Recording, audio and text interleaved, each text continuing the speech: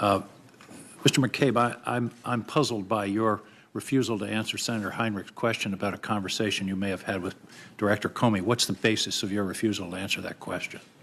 Sure. As I stated, I think first, I can't sit here and tell you whether or not those conversations that you're referring to. Why not? Do you not remember them?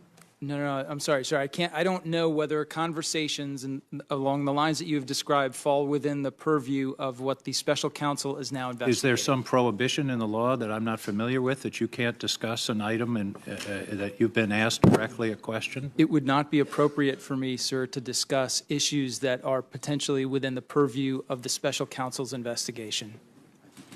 And that's the basis of your refusal to answer this question? Yes, sir. And that, and knowing, of course, that Director Comey will be sitting behind this table it's your tomorrow. position that the special counsel is entitled to ask you questions about this, but not an oversight committee of the United States Congress? It is my position that I have to be particularly careful about not stepping into the special counsel's lane, as they have now been authorized by the Department of Justice. I don't understand why the special counsel's lane takes precedence over the lane of the United States Congress and an investigative and oversight committee.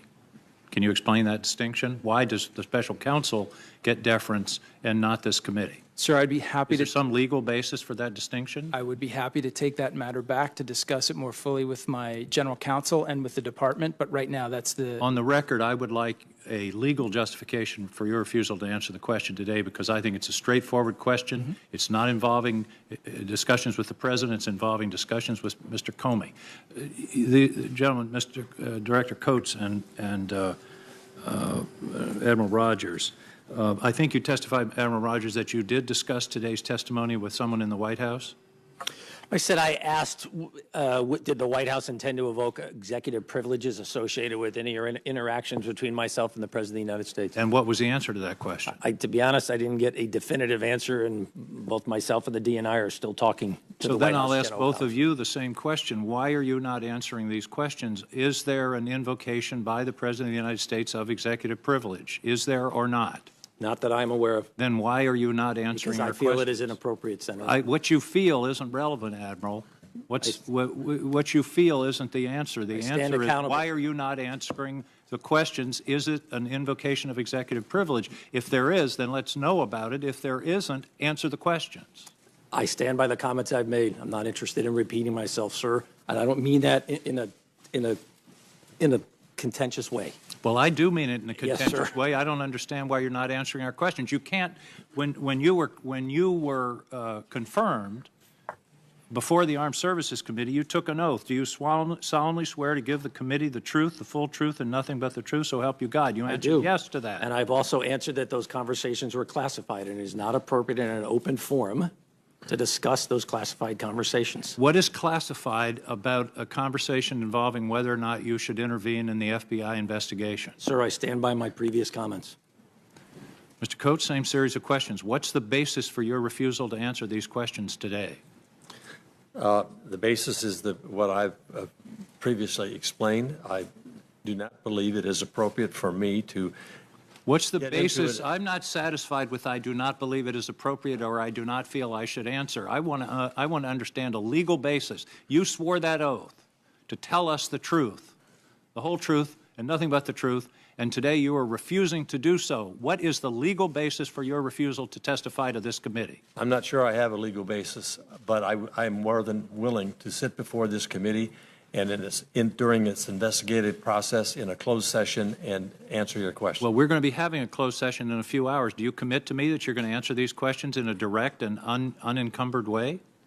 Well, that closed session you're going to have in a few hours involves the staff going over the technicalities of a number of these issues and doesn't involve us. But well, is it your testimony that when you are before this committee in a closed session, you will answer these questions directly and unequivocally and without hesitation? I plan to do that, but I do have to work through the legal counsel at the White House relative to whether or not they're going to exercise executive. Admiral Rogers, will you answer these questions in a closed session? I likewise respond as the DNI has.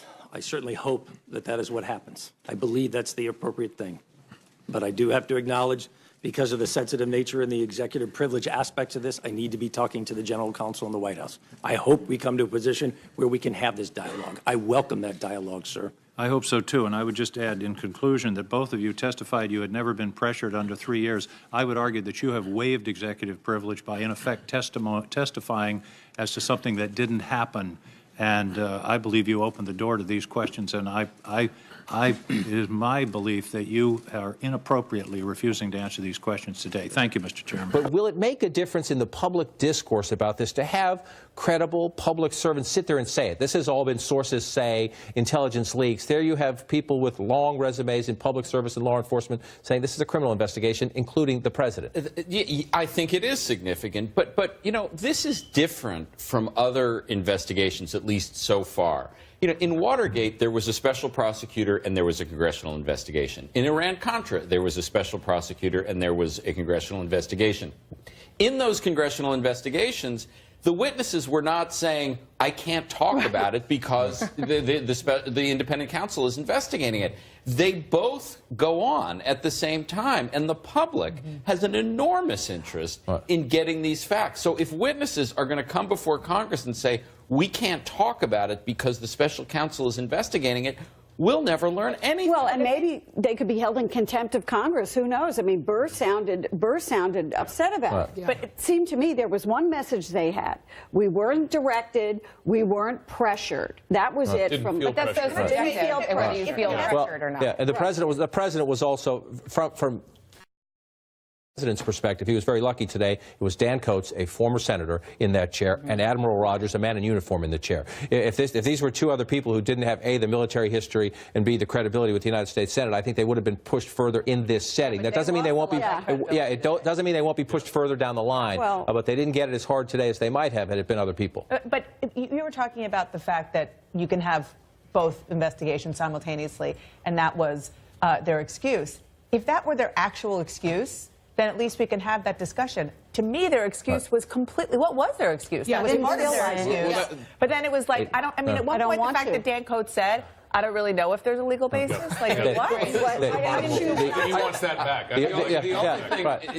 You have to admire his candor, if not the legal advice he's getting. The only reasonable inference is that I don't want to say something public that would embarrass the president. Right, of course. And get them in hot water with the president, right? John McCain's moment at the end is he's sitting there with a copy of the Washington Post saying, here, I'm reading it, and he called it an Orwellian existence. Let's listen to that, Jim, because it's a great point. At the end of John McCain's not on the committee, but he's the chairman of the Armed Services Committee, so he gets to sit in. And at the end, he was asking his friend Dan Coates about the Washington Post story today and the director's refusal to talk about it. You know, it just shows what kind of an Orwellian existence that we live in. I mean, it's detailed, as you know from reading the story, as to when you met, what you discussed, et cetera, and yet here in a public hearing before the American people, we can't talk about what was described in detail in this morning's Washington Post. Do you want to comment on that, Dan? Are you asking me? Comment on the integrity of the Washington Post reporting? I guess I've been around town long. It's pretty detailed. I guess I've been around town long enough to say, not take everything at face value that's printed in the Post. I served on the committee here and often saw that information that we had been discussed had been reported, but that wasn't always accurate. But I think this is the response that I gave to the Post was that I did not want to publicly share what I thought were private conversations with the President of the United States. He a bit just he doesn't know what to say at the end because the Post story is incredibly well documented. He just won't talk about it publicly. Right, and also at the end there, he kind of tacitly confirmed the story. Right. He said he didn't want to comment on conversations Right. that, first of all, no one seems to want to acknowledge existed, but he seemed to acknowledge in that moment that they existed. He just thought they were private. Which, when you're sitting before Congress, is not a reason to not answer questions. Just because you think it's private, you don't want to talk about it, it's not a reason to not answer questions. And that's one of the reasons why you might see a Republican chairman of this committee essentially saying, you cannot do that, because it undermines the very foundation of the whole point of having a Senate committee where people are sitting there, they're under oath, they're supposed to tell the truth. They have to tell the truth. And the frustration, you could sense the Republican frustration at the end. Again, the chairman, it was brought up earlier, the chairman saying, don't come up here unless you can answer the questions. It's your job to answer the questions. Appreciate everybody coming in, a little rock and roll with all the live coverage. Thanks for joining us in Inside Politics today. We'll